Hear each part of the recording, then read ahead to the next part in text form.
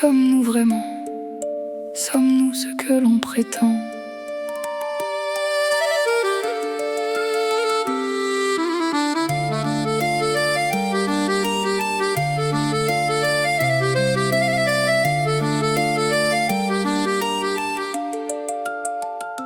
Avancer dans la vie avec la conviction de savoir qui nous sommes. Croire constamment être la même personne. Lorsque le matin on se regarde dans le miroir, on croit être capable de se percevoir. Mais est-ce le cas? Notre adaptation dans différentes situations. Avec nos familles, pas besoin de masque, pas besoin de faire semblant.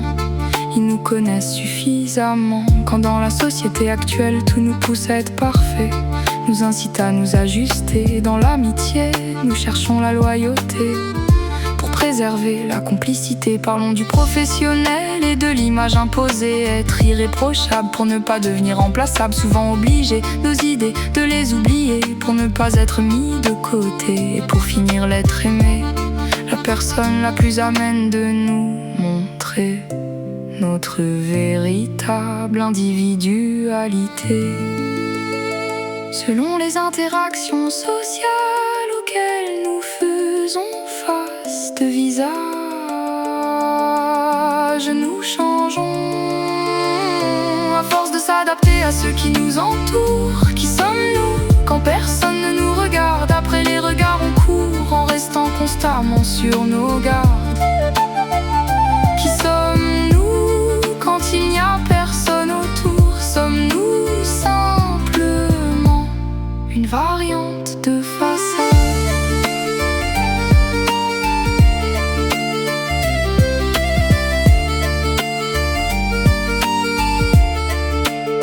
Afin d'être accepté dans la société, on en oublie notre identité. Les comportements appris sont devenus un moyen de survie dans un monde où le besoin de reconnaissance pousse à une mascarade constante, un mimétisme irréaliste pour entrer dans l'ère du déterminisme.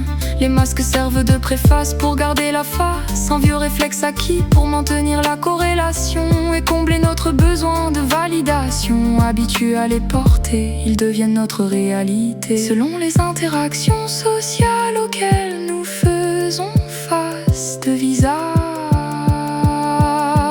nous changeons. À force de s'adapter à ceux qui nous entourent, qui sommes-nous quand personne ne nous regarde? Après les regards on court en restant constamment sur nos gardes. Qui sommes-nous quand il n'y a personne autour? Sommes-nous simplement une variante de façade?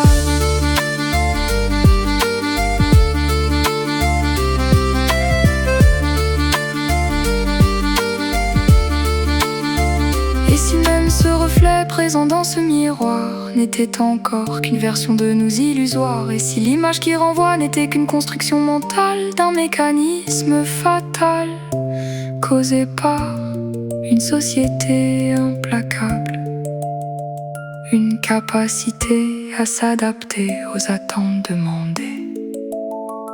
Selon les interactions sociales auxquelles nous faisons face, de visage nous changeons. À force de s'adapter à ceux qui nous entourent, qui sommes-nous quand personne ne nous regarde? Après les regards on court en restant constamment sur nos gardes. Qui sommes-nous quand il n'y a personne autour? Sommes-nous simplement une variante de façade? Quand personne ne me voit, je peux enfin être moi. Mais si je ne sais plus qui je suis, alors qui regarde